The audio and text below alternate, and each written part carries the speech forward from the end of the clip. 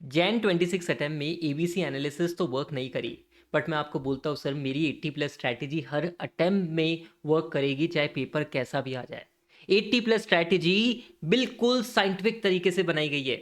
जैसे ऑडिटर को अपन बोलते हैं कि भाई सैम्पलिंग मेथड्स में तू साइंटिफिक तरीके से कर, तेरा पर्सनल बायस मत रख, वैसे ही मेरा कोई पर्सनल बायस होता ही नहीं है जब मैं आपको 80+ स्ट्रैटेजी बताता हूँ। और इस वीडियो में मैं 80+ स्ट्रैटेजी भी डिस्कस करूँगा, साथ के साथ में 4 चेकलिस्ट आपको दे रहा हूँ जो आपको करनी ही करनी है अगर आप ऑडिट में एग्जामिशन की सोच रहे हो। राजा, अगर ऑडिट में केवल और केवल 40 नंबर का टारगेट लेके चल रहे हो ना, तो बड़ी दिक्कत की बात ये हो जाती है कि पेपर कभी टफ आ गया, पेपर कभी थोड़ा सा ट्रिकी आ गया, अटक सकते हो। 60 का टारगेट करोगे सर, 40 तो वैसे भी लेके आ जाओगे। तो अपन चेकलिस्ट की भी बातें करेंगे और सर 80+ स्ट्रैटेजी क्या है वो भी अपन बातें करेंगे। मेरी बात को बिल्कुल ध्यान से सुनना सर। 80+ स्ट्रैटेजी, अभी 80+ स्ट्रैटेजी में है ना, मेरा कोई भी बायसनेस नहीं है सर, ये पास्ट रिजल्ट है। सितंबर 25, मई 25, जैन 25, सितंबर 24। अपन ने क्या करा सर, हर चैप्टर के आगे मार्क्स लिख दिए, एमसीक्यू लिख दिए। चैप्टर 1 कितने नंबर का आता है, चैप्टर 2 कितने नंबर का आता है, चैप्टर नंबर 3 कितने नंबर का आता है। अब यहां से कुछ बढ़िया सी चीजें निकल के आई और उसी को मैं मेरी 80+ स्ट्रैटेजी, बूस्टर स्ट्रैटेजी बोलता हूं।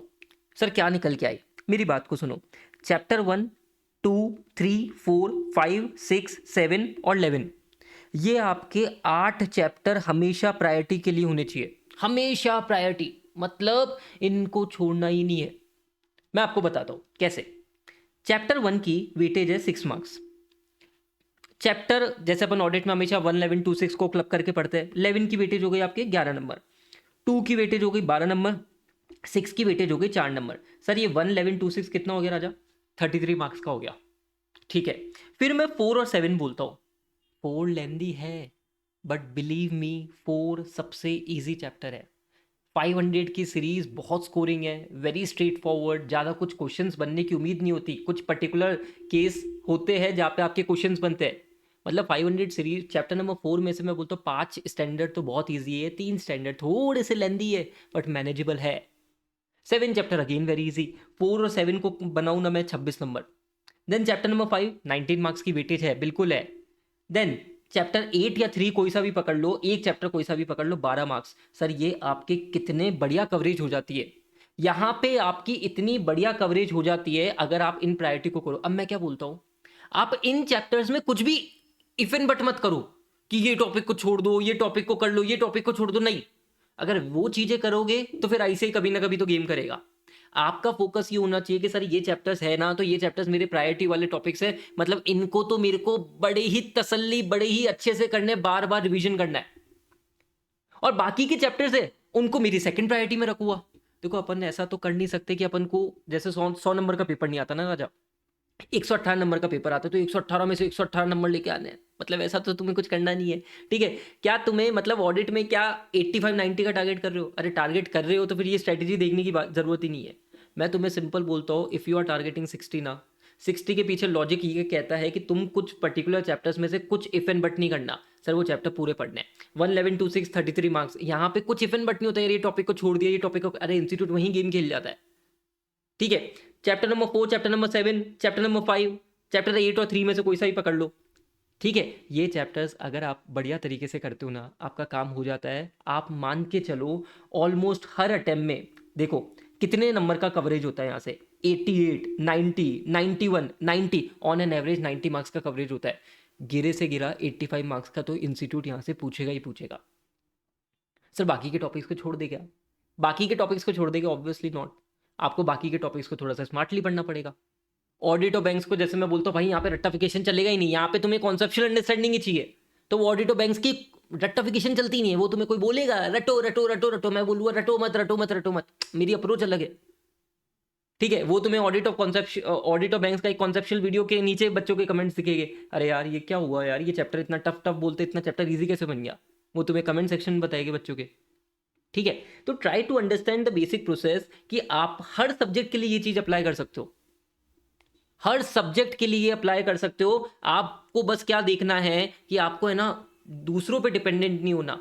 देखो सब अपनी अपनी एबीसी एनालिसिस लेके आएंगे, मैं तुम्हें बोलता हूँ 80+ स्ट्रेटेजी को फॉलो करो, कोई एबीसी एनालिसिस कहीं कुछ काम नहीं आनी। 80+ स्ट्रेटेजी को फॉलो करो, this is a perfect ABC analysis, this is the real analysis. मैंने कुछ अलग नहीं करा, मैंने साइंटिफिकली चीजें चेक करी है। ठीक है, और ये हर अटेम्प्ट में वर्क करेगी, उसका लोड मत लो तुम, ठीक है। गिरे से गिरे 85 मार्क्स का आएगा ही आएगा। अब सुनो, और सुनो, तुम ऑडिट में पास होने का मैं तुम्हें सिंपल चेकलिस्ट बोल रहा हूं, ये चेकलिस्ट फॉलो कर लो, पास हो गई होगे, एग्जामिशन भी आएगी। पहली चीज, ऑडिट में सबको पता है सर आंसर रटना तो पड़ेगा, बट राजा अगर बिना सोचे समझे पढ़ रहे हो ना, वो आपको चीज़ें कभी याद हो ही नहीं सकती। मुश्किल से 5 या 6 दिन में तुम वो टॉपिक भूल जाओगे, और वो बार बार आपको ऐसा फील होएगा, सर याद ही नहीं हो रहा, सर याद ही नहीं हो रहा, रात याद ही नहीं रह रहा। तो उसका पीछे लॉजिक सिंपल सा होता है कि you should have a great conceptual clarity. Great conceptual clarity हर चीज़ के पीछे लॉजिक है ऑडिट में। ऑडिट जब प्रैक्टिकल करते हैं यार, तो ऐसे ही नहीं क्या करा है, उसको थियोरी फॉर्म में दे रखा है, पर लॉजिकल तो है ना। तो एक एक स्टेप है यार, audit audit step by step चलता है। You need a damn good conceptual clarity. मतलब आप जब अपनी क्लासेस देखते हो, आपका फोकस केवल और केवल कॉन्सेप्चुअल क्लैरिटी पे होना चाहिए। सर रट्टाफिकेशन करनी है, रट्टाफिकेशन रिविजन्स में होता है। When you are watching lecture, you should not focus on भाई हाँ हाँ साथ के साथ याद कर ले, अरे पहले समझ तो सही चीज को। उसके बाद में क्वेश्चन प्रैक्टिस। क्वेश्चन प्रैक्टिस इतनी जरूरी है, केस स्टडी बेस्ड क्वेश्चंस इतने प्यारे प्यारे बनते हैं। आपको देखो पढ़ने का तरीका ये होता है कि यार ये टॉपिक है, ये टॉपिक से रिलेटेड कैसा क्वेश्चन इंस्टीट्यूट बना सकता है, वो सोचना पड़ता है। तो मैं अपने बच्चों को जब पढ़ाता हूं, मैं आप लोगों को पढ़ाता हूं, मैं सोच के चलता हूं यार इंस्टीट्यूट अभी तक पूछा नहीं पर ऐसा क्वेश्चन पूछेगा। जैसे मैंने इस अटेम्प्ट में मैराथन में पॉजिटिव कंफर्मेशन रिक्वेस्ट से रिलेटेड कभी क्वेश्चन नहीं पुटअप हुआ है। मैंने बच्चों को बताया देखो 4 नंबर का क्वेश्चन ऐसे ऐसे इंस्टीट्यूट पूछेगा पॉजिटिव कंफर्मेशन रिक्वेस्ट में, जब भी आएगा पेपर बोलेगा टफ आ गया टफ आ गया टफ आ गया। तुम पहले से प्रिपेयर करो ना। Then you should do writing practice. कुछ क्वेश्चंस की राइटिंग प्रैक्टिस तो सर करनी है। राइटिंग प्रैक्टिस ऐसा नहीं है सर भयंकर करनी है, मैं बोलता हूँ सर 8-10 घंटे की राइटिंग प्रैक्टिस भी आपने कर ली ना, आपका काम हो जाता है, ठीक है। राइटिंग प्रैक्टिस का एक स्मॉल बैच मैंने इसलिए निकाल रखा है जहाँ पे बढ़िया से बच्चों को इसमें कॉन्फिडेंस आ जाता है, वेरी स्मॉल बैच, ठीक है। Then you should focus on the revision. Conceptual clarity भी काम नहीं आएगी अगर तुम रिविजन्स नहीं करोगे, और रिविजन्स में केवल और केवल रीड कर रहे हो उससे काम नहीं चलेगा। You should do active recalling. Active recalling बोले तो भाई ये टॉपिक में क्या था, क्या पढ़ा था, पॉइंट्स को खुद रिकॉल कर रहे हो। जब ये तुम 3 बार कर लोगे ना, तुम भूल ही नहीं सकते। और फाइनली तुम्हें फुल कोर्स टेस्ट तो देनी ही है, 2 मॉक टेस्ट पेपर तो देनी ही है, ठीक है। अगर तुम्हारी ऑडिट सपोज कर मई 26 वालों, अगर तुम्हें ऑडिट में थोड़ा सा भी अभी लग रहा है ना सर हमारी कुछ नहीं हुआ है, हमारी या तो क्लासेस हमने करी नहीं है, टाइम नहीं है, you should go for exam oriented batch. Exam oriented batch है 4500 रुपीज़ का, आपको डेमो में दे दूंगा, ठीक है, डेमो का लिंक मैं डाल दूंगा। सर यहाँ पे सब कुछ है इसमें कवर। कॉन्सेप्चुअल क्लैरिटी 80 आवर्स में, राइटिंग प्रैक्टिस सेशंस, आपको चैप्टर वाइज टेस्ट मिलेंगे, आपको मॉक टेस्ट पेपर्स मिलेंगे, ठीक है, आपको हार्ड कॉपी बुक्स मिलेगी। This is all the detail you can check, ठीक है। बट मेरा सिंपल सा लॉजिक है कि भाई भाई भाई ये 4 चीज़ों को चेकलिस्ट बना ले, और ये 4 चीज़ों में से एक भी चीज़ इफ एंड बट नहीं होनी चाहिए। तुम्हारी इफ एंड बट नहीं हुई, मेरी गारंटी है तुम पास हो, मेरी गारंटी है, ठीक है। बट ये चीज़ें फॉलो करनी पड़ेगी, ये चीज़ें बिल्कुल शिद्दत से फॉलो करनी पड़ेगी, ठीक है guys. So audit is not a difficult subject, it is always about your mindset. तुम ऑडिट को इंटरेस्टिंग वे में पढ़ो, तुम कॉन्सेप्ट के साथ में पढ़ो। मैं तुम्हें बोलता हूँ, लिख के बोलता हूँ, सर ऑडिट आपको सबसे प्यारा सब्जेक्ट लगेगा। बस इसमें चैलेंज क्या होता है कि रिविजन्स करने होते हैं, वो रिविजन्स आपको करने पड़ेंगे, बिल्कुल करने पड़ेंगे, ठीक है। So this was an important video for May 26 and September 26. Do share with your CA intermediate buddies, ठीक है। मिलते हैं नेक्स्ट वीडियो में, till then take care, bye bye.